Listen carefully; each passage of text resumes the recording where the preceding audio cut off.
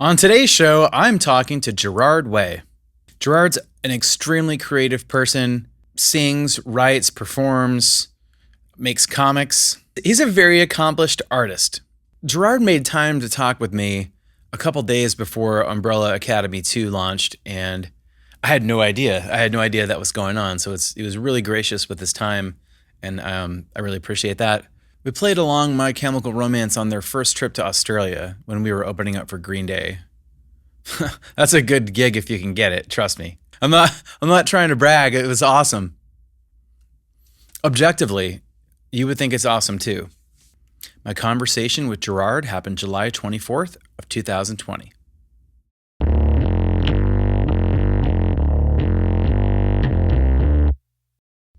So things are going good? Yeah, things are going good. More or less, you know. We were about to meet up with you guys on tour. Yeah, we were going to be in New Zealand together, right? In Australia. Yeah, and I think Japan. Mm-hmm. And it's like slowly one thing after another said, oh, this is probably not happening. Oh, this is probably not happening.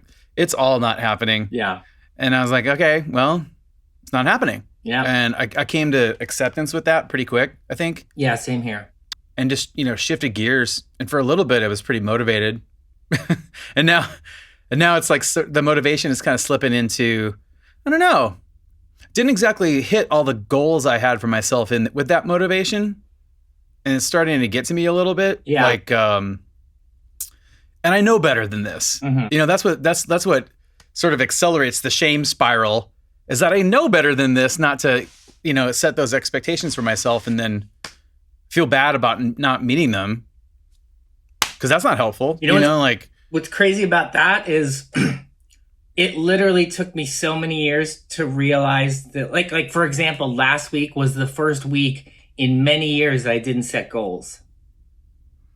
You just said it's going to be what it is. Yeah. It's the first time though in so long. So it was really crazy change, and I had a really great week because of that. Like I didn't fixate on like deadlines, goals. I have to get this much work done. I just said like, I'm going to do like a little bit of work every day, whatever I feel like, and then I'll organize the house a little bit. But you were still motivated to take action, though. You weren't measuring your sense of self-worth off of your own imaginary progress. Yeah.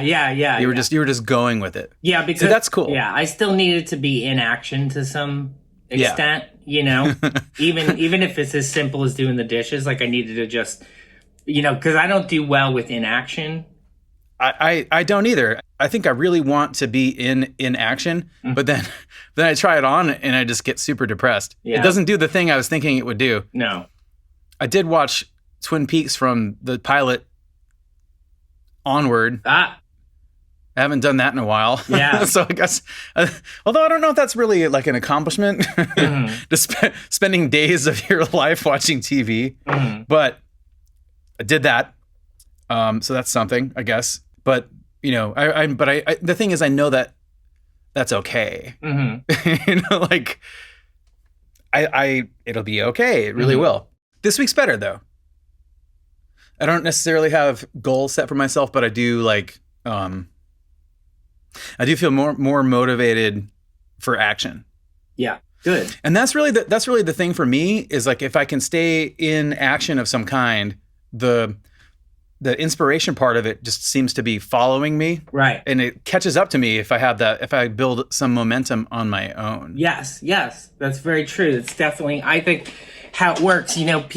There's like, I can't remember if the book was The Artist's Way or I can't remember where I read it, but they basically said like, especially when you're like writing anything, actually music, comics, prose, whatever, there's that period in the beginning where you just kind of don't want to do it. It's really hard, and you basically have to break through that. And then you'll be in a place where you're inspired. And it works almost every time. Like if you just sit there and do the grind and grind through something, then all of a sudden you don't even realize you're in that special place where you're creating and you're like, oh. And then the only time it might stop is when you become conscious of that later on. Exactly. Any sort of creative process is like you're constantly in a circle of contributing and you're listening, and then you're contributing. Right. And sometimes that listening is I wouldn't say it's inactive, but it means that you're not in your own way. Like you're not as present with the process. You're sort of just letting it happen without a sense of judgment. Right. That's what kills me every time is when I do hit that place of self-awareness. Oh yeah. and then then everything seems wrong. Right. Whereas a minute before that, I'm just cruising and I don't care. Right. Yeah, it's like, I can't remember where I saw it. It's another thing that pops in my head sometimes. I saw this person did a breakdown of the creative process, and it was kind of like, I don't know what I'm doing. And then it was like, this sounds pretty cool. Oh, this is great. And then you hit a point where you're like, oh, this is terrible. And you're questioning everything, it literally happens like that. Yeah. You hit a point where then everything is bad and you're questioning everything. And then you're like, and then sometimes you get a little further, you push through that. And then you may come back around on it and say, oh, I really like this. Or sometimes you got to put it away and come back to it a day or two later and then say, oh, this is actually pretty good. A lot of the progress is made by trying to trick myself to not be me. Right. How can I get out of my own way as much as possible? Right. 9 times out of 10, a song for me will start with me playing drums. And I'm not like a good drummer, but it's fun. And I don't care. I'm not trying to be a good drummer. You know what I mean? Like it doesn't matter what I do right now because this isn't what I do. And sometimes and through that, just sort of experimenting, having fun with it and not being precious about what it is I'm trying to say with this pattern. Right. Then I come up with something that sounds sort of cool, and then I can play guitar to that. And because at that point I'm not like, there's not an entirely blank page. Like I can have something to respond to. Right. And that leads to the majority of the songs I write. Right. Starts off like that. Yeah. Yeah, you got to start from somewhere, and then you make it. Yeah, if you have it's not a blank page. You have something to respond to. That's a great place to be in, and then you can, Yeah, anytime I can trick myself into not being me, I get things done. I think as you get older and after you write more and understand a little bit about your own process, it's not quite the same thing as being as like an internal critic taking over. It's more like you just have you start building a higher threshold of what you expect out of yourself on a level of quality, I guess. Right. And that voice is a little bit hard to separate from the critic. It is. The voice that if you listen to that voice, you're not going to get anything done. Right. But if you listen to like the voice that's trying to steer you into a place that meets the standard you want for yourself, really, then maybe that's helpful a little bit. I might be. How many me's are here writing songs is what I want to. It's kind of gets jumbled a little bit. Yeah. One of the things I noticed as the years kind of go by and the longer I am creative and do different things, I really start to become very interested in the craft itself and the act. Yes. And the enjoyment of that, So it becomes more about the craft than it becomes about how successfully it's communicating or how successful it becomes in a normal way or, publicly accepted or whatever. So I really just enjoy, and my comics have gotten to this place too, where I just really enjoy the actual craft of making comics. And I enjoy the craft of exploring stuff with music and writing music. And so that's become more important to me as I get older. And it's become less about like, oh, what are people going to think about this? Or will this be a hit? Or will this be a huge success? You really won't get anything done. And if you do, it'll suck. Yeah. It will guaranteed suck. If you're writing for a hit. Oh yeah. The times where I've tried putting on my hat of like what would work as a single, like it doesn't work. Yeah. It really doesn't work. It sounds horrible. I know, yeah, yeah. You can't. That's why every once in a while, you'll see like musicians will be like, oh, they're kind of trying to crack the code of what makes a hit and stuff like that. And yeah, we never really kind of did that either. I guess we would get excited about certain things in terms of what we thought was going to be something that communicated very successfully. Or at the very least that people liked, but we never really thought in terms of radio hits or anything like that.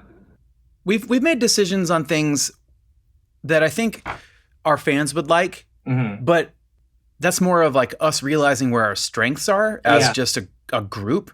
Like at our core, I guess we're a melodic guitar-based rock band. And when we can nail that, it just feels good. Yeah, and it we does. think, and when we know it feels good, then I think our fans, the people that have bought into what we do so far, are gonna like it too. I agree with that. Yeah, absolutely. Like, you want to get to the point where you're being the best version of yourselves that you are. Like, and that could mean something. That could actually mean sometimes doing something completely different as well. Something that sounds totally different. And sometimes in those moments you would be like, oh, this feels the most my chem, because maybe it takes these risks, and maybe, but on the other hand, it has this melody, and so I think I think you're always trying to kind of be the best version of yourselves.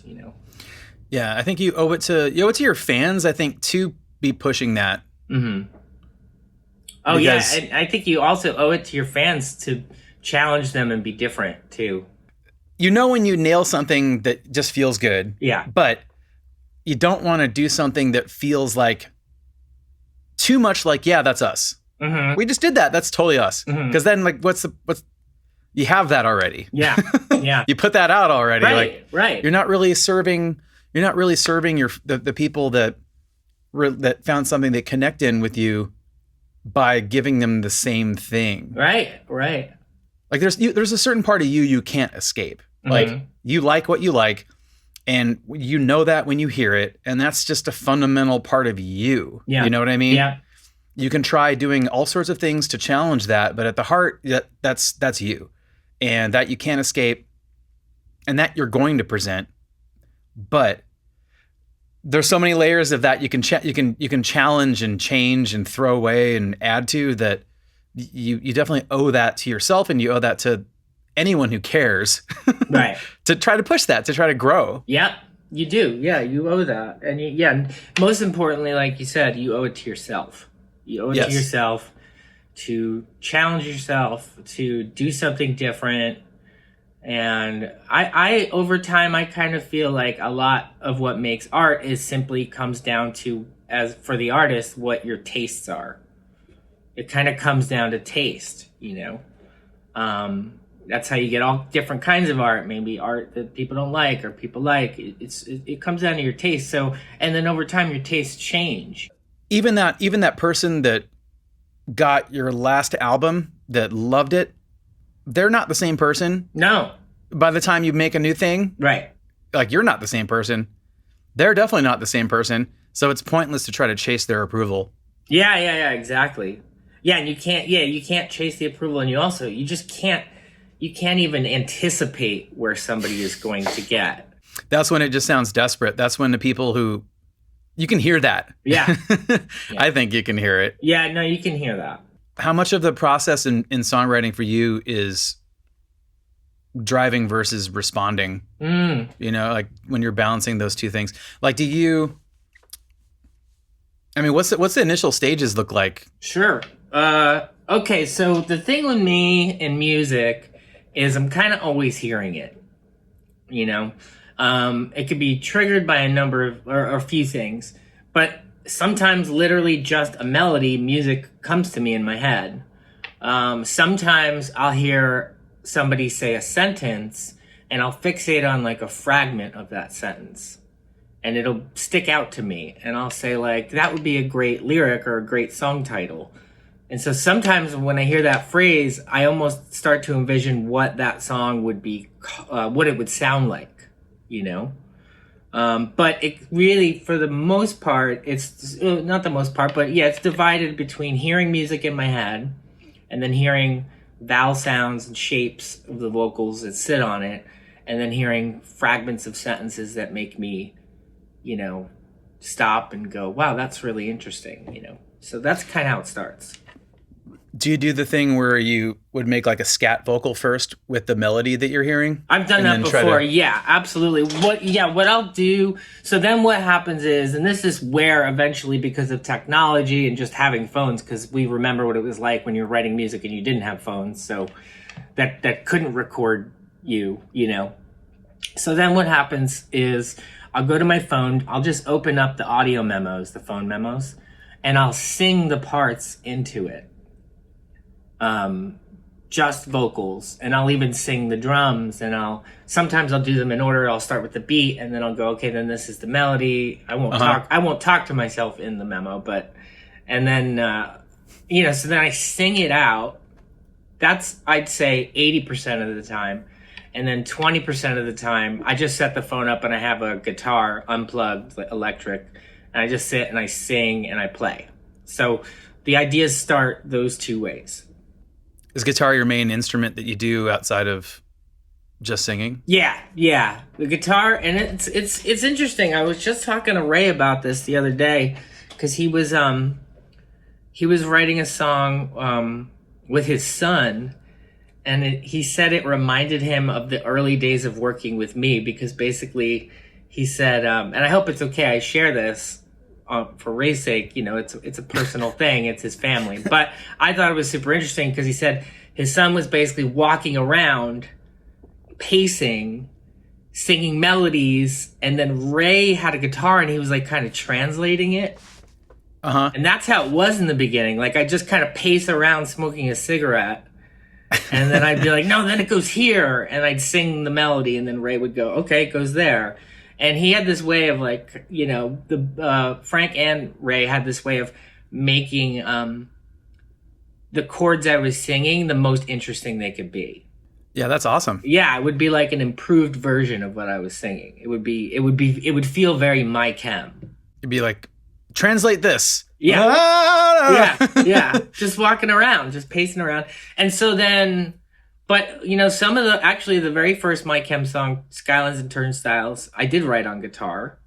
So it was a tool that I used sometimes. And I wrote a good deal of Vampires Will Never Hurt You on the guitar.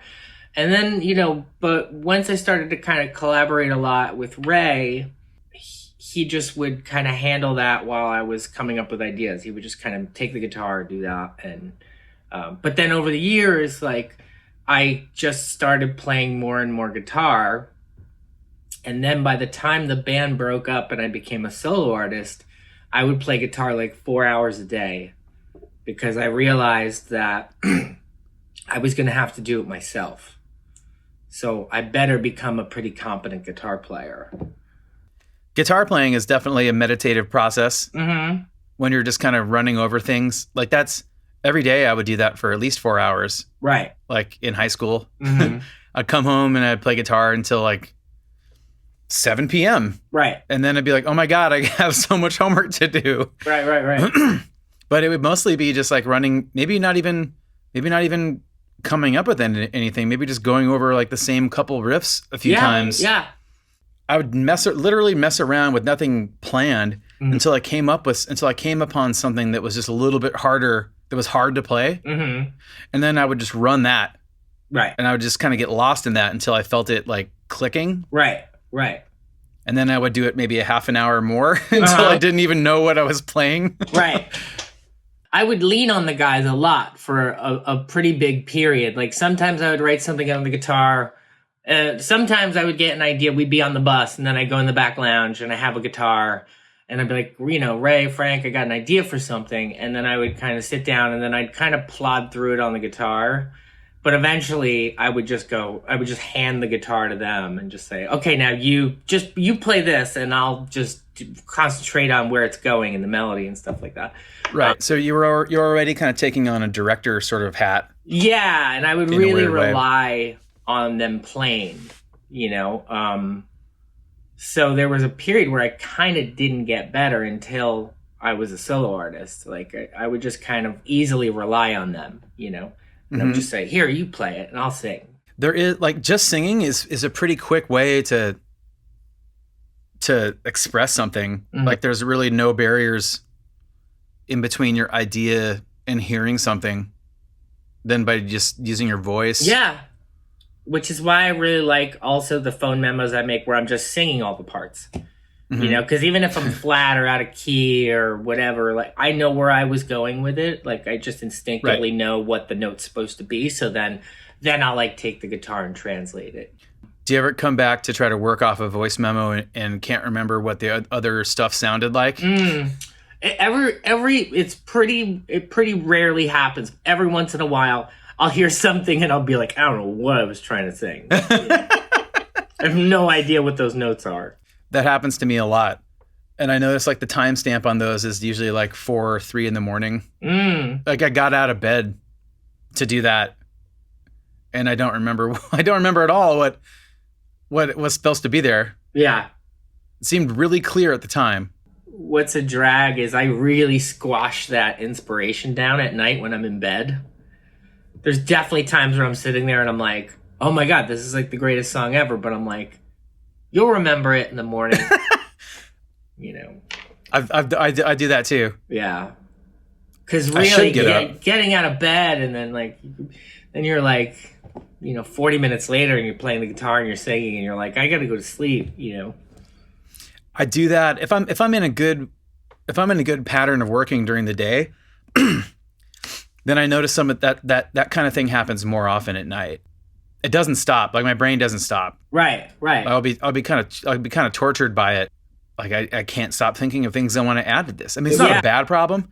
No, I totally identify with that. Yeah. Especially if you've been in it during the day and you've got something and maybe it needs more parts. Yeah, I'll sit there in bed too and just all these ideas will come like, oh, this could be like a counter melody and so I definitely identify with that. Letting yourself fall into sleep is the ultimate getting out of your own way. Yeah. And like that's when like nothing, there's no judgment, there's nothing happening, and like maybe your subconscious just tries to shovel in as much as it can while you're in that state. Whether you take advantage of it or not is kind of up to you, but right. That's interesting about like the director and the comic thing. It totally makes sense to me why comics have kind of taken over a big part of your life. Yeah. That seems like what you're describing with like, here's my idea and I see it like this, and you're communicating that with, I guess, singing, and then you have other people kind of like, filling in the holes of that. It's probably not too dissimilar from the comic process. I know it. No, it's not. They're very similar. And in both cases, I basically kind of end up directing, and I really enjoy that. I enjoy collaborating. All the collaborations. I enjoy music collaboration. I enjoy comic collaboration.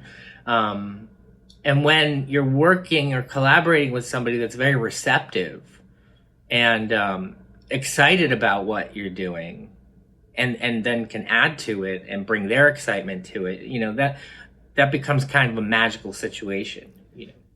I learned to become a better collaborator over the years. I wasn't always like great at it. Yeah, all of us too. I think that comes with growing up a little bit too. For sure. Some of the early times, I think we probably were a little bit maybe too combative, but I mean that was a really short window, because I think we all realized that whether we're working with an outside person or whether it's an internal, contribution process, the debates, the arguments, the, pushing each other is really like in the spirit of fighting for the same thing.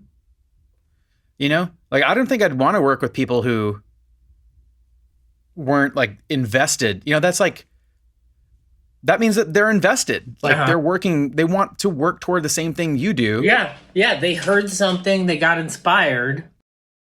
Maybe, from something that either generated with you or somebody else, like a riff somebody plays, but yeah, they heard something in what you brought to them. And sometimes it's really a surprise and you're just like, wow, that's what you hear, Yeah. And I think learning to get better at that and maybe sometimes direct a bit less is, I think, a valuable thing, to learn over time. Let it develop. I mean, that's another skill that you pick up too, is like when somebody is obviously exploring, it's not the thing yet. Like, you got to let them explore. Absolutely. You can't like say, no, that's wrong. I want to, you're not close. Like, but they're exploring, man. Yeah, like, let them do the, absolutely. Let them figure out a complete thought. Yep.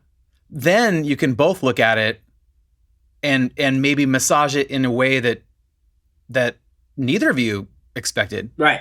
I agree with that. Yeah. And it's another thing I learned to get better at over time is like, just give people space, And even back when, I can't remember, like, especially when we were making conventional weapons, I remember kind of being like, no, even before this, I was always like, I'll try anything. Let's try it.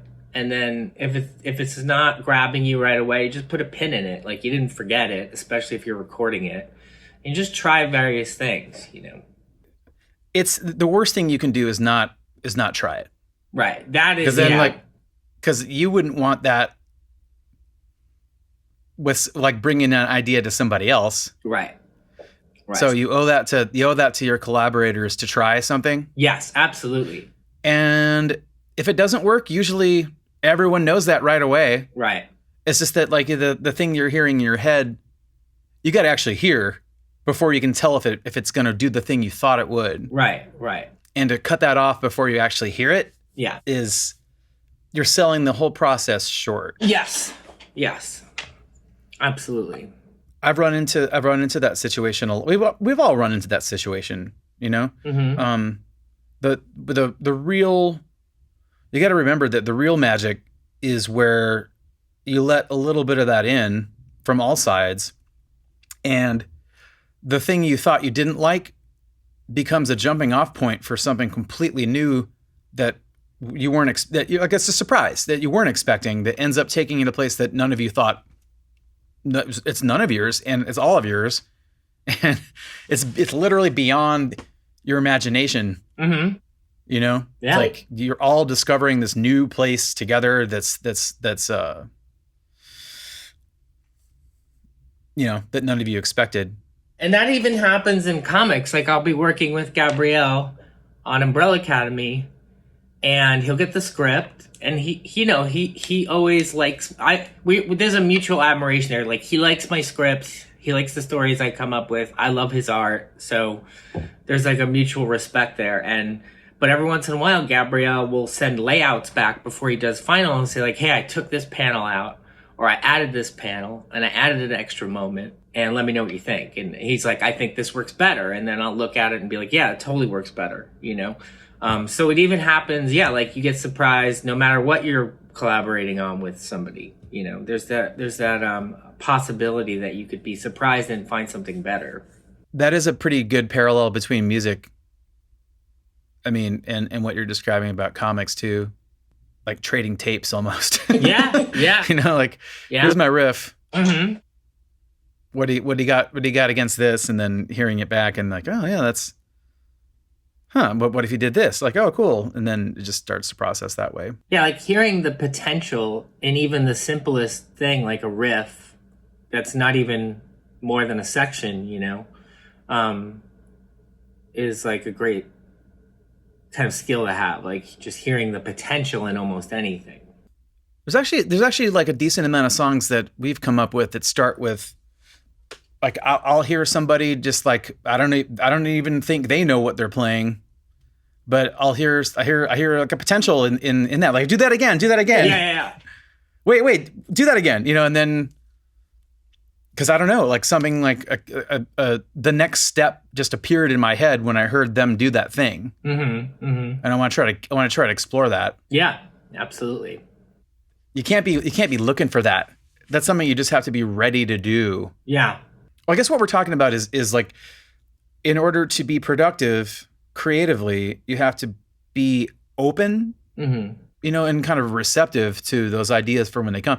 Is there any way you think you can prepare for that? You can be more conditioning to accept that when it comes in I think coming into the writing process or the collaborative process with a kind of open mind, even if in your head, let's say you have the A point, the starting point, or you're very inspired, and then you kind of start showing everybody the parts, but then you trying to retain an open mind and being receptive. Being receptive is really key, and allowing things to happen despite what you have in your head.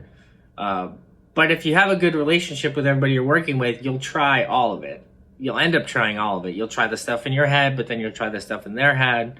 And like you said, it becomes pretty obvious, like what works and what doesn't. Did you lean on like a producer for your solo stuff to kind of be that element for that, or did you work with different other musicians for that, or? It was like, usually, so a lot of Hesitant Alien was done at Rob Cavallo's home studio with Doug McKean. So Doug McKean was the producer of Hesitant Alien. He was there recording at the end of My Chem as well.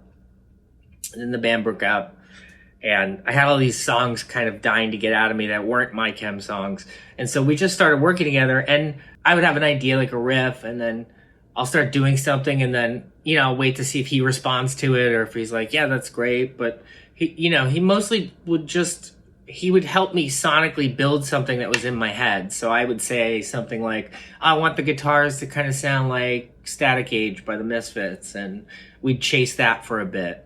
And then when we got that sound, I would play the part. But I was definitely totally open to his input, his opinions, his suggestions. I think that's definitely the best way to get your value out of working with the producer, is to bring them in early. Mm-hmm.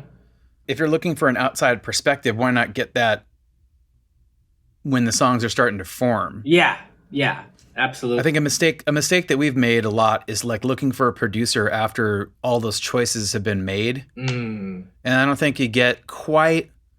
You're at that point. You're hiring somebody for quality control, right? And maybe like I don't know what this is.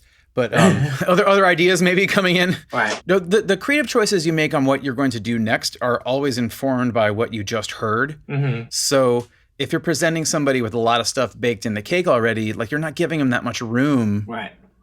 They're like, if you were to make totally fleshed out demos, like I guess that's cool if that's your vision and you really have something strong you want, then cool. But I think we get more out of, at least the way we work, I think we get more out of a collaborative process if you bring somebody in earlier. Yeah, Doug will have ideas too, like, I want a metallic sound, or I want something, and then we would be like, all right, let's get something that sounds like somebody hitting a railroad spike with a hammer, and some industrial stuff. Yeah, exactly. And he'll build the drums in, he'll build the beats. And then a lot of the guitars we do together, he's so good at getting guitar sounds, we end up keeping almost all of them. So the things we'll replace, and the bass too. So a lot of what we'll replace sometimes is just drums. Over time, more and more of our demos have ended up being like just what the record is. Right. On our new record, there's a lot of that. There's a lot of that on every record since we started recording ourselves. Mm-hmm. I think like even going back to like Clarity, there was some stuff we did that we just couldn't get again. Mm-hmm. And so I brought in like our crappy our DA38 tape machine. That was like an 8-track tape machine that was like all digital. And we just had to like dump that into the session by like playing it into the session. You couldn't just drag files into the session. Right. You had to actually analog go record it again into what you were doing. Right. Yeah, more and more so now, it's like what you're doing as demos. It could be, you got to think about those as being keepers for the way it is. And we've really gotten there, Doug and I. We've really gotten to that place where we treat basically everything we're doing, especially in the guitar sense, and bass, like we treat it as like it's going to be the final track. It's going to be what's in there. There's times where we're trying to get a sound kind of quick and dirty, but the thing about Doug too is he's also fast. So like we'll just get a great sound really pretty quickly and then just play the part. And if the part's correct, then that's it. That's the part, One of the things that's been great about working with Doug over the last, it's been years, like 6 years. I mean, technically it started way back. He engineered Black Parade and he engineered Danger Days. So I've been working with him that long, but as a solo artist, I guess about 6-7 years. And he's really open to experimenting. And we've both kind of grown together, which has been really nice. Like we both kind of want to try different things, experimental things. I'm always kind of pushing for a more lo-fi sound. And he's really appreciative of that and wants to help me find that. And so it's cool. We've grown together a lot, and he works right. So this is my office where I write all the comics and stuff. And then right next door we have a separate studio from the house. The control room is right there and all his gear is there. And he just comes into work. Well, not now because of quarantine, but he just comes into work and he works on his stuff. And then every once in a while we just work together. That's awesome. Yeah, it's a really great situation. Can you imagine like when you started out that you'd be anywhere close to like what you're doing now? Yeah, right? Like it's so nuts. I mean, yeah. I had no designs that this would be just what I would do. I mean, I didn't want to do anything else. Right. But I never thought it would be like possible. Right. I couldn't even think about like, 5 years down the road. Yeah. Or even like a year down the road of what life might look like. Yeah, my chem was always this thing that ended up just being more surprising. And as it went along, like I remember when we started, like really the only goal I had in my head was maybe getting big enough to play somewhere like Irving Plaza, and paying the rent. That was it, you know? To be able to successfully just make art and survive off that, that was the goal. And it went way beyond that. So I always, consider how lucky I am and how lucky we were to be able to do that. And it's kind of just grown. Like now I could kind of wake up and I'm very thankful for the audience. I could wake up and basically decide what I want to do that day creatively. I could be like, I'm going to write a comic, or I got a new idea for a comic, or I'm going to write this song, or I'm going to start a new band on the side. And it could really just be what inspires me, and that I'm so lucky to have that, so. Yeah. That's awesome, man. So I try to do my best work for the audience. Like I really value them. So I just try to do the best work possible. And and sometimes this means that my comic books are late or whatever, but everything I do, like to me, I have the bar so high and the quality has to be, and I'm sure you're this way too. Like it just has to be the best thing I was capable of. I mean, I know that like your what you can technically do, what you know about the process is going to grow. And your tastes are going to change, like we talked about. But as long as you feel like what you're doing is your best work, then nothing else should matter. If you can satisfy that, because that's not up to you. Right. Because if anybody cares, if anybody connects with it, if anyone's going to pay for it, like, or if it's going to be on the radio, like what, none of that is up to you, really. No, it's not. But what it is making sure that what you put your name on and send out into the world is like the best thing you can do. Yeah. Yeah. That's a great way to look at it. And it's a great way to be about the process and the craft and making art, just do the best thing that you were capable of, and try to push beyond that sometimes and just always challenge yourself, Yes, indeed. Mm-hmm. Yes, indeed. Mm-hmm. Well, hey, Gerard, thank you so much for hanging out with me, man. No problem, man. It was awesome getting to hang out again, and yeah, man. I hope that we get to cross paths in the future again. Me too. Yeah, I hope so. I think we will. I think some of these, I don't know if some of the shows are rescheduled or if we got to kind of start from scratch with them, but most likely we'll be out on the road the same time again. So yeah, I think the goal is to take our summer and put it into next summer, but we'll see. That's the goal for us too. So hopefully, yeah, like you said to me too. I think you checked in pretty early because we were on those shows together as well, and they got canceled. You said you were starting to be creative right away, so I'm really looking forward to see what you come up with. And I know it's emotionally not that easy, and yeah, I know, right? It's it can't suck now. Yeah. No pressure. Yeah. No, man. Yeah, I mean, something it'll happen. It always does. Yeah. I just can't be trying to push something before it's ready. Yeah. Right on, man.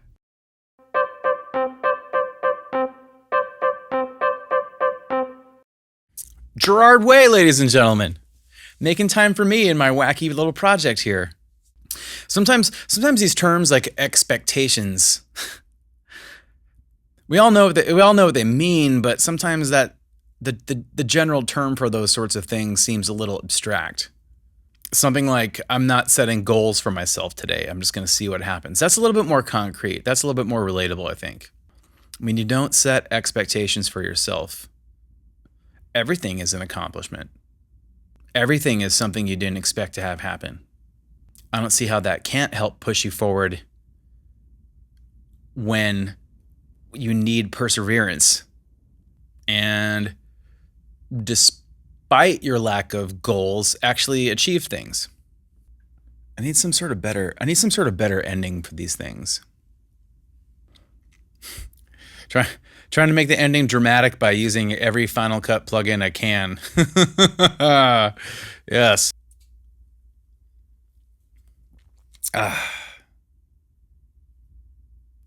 See you next time.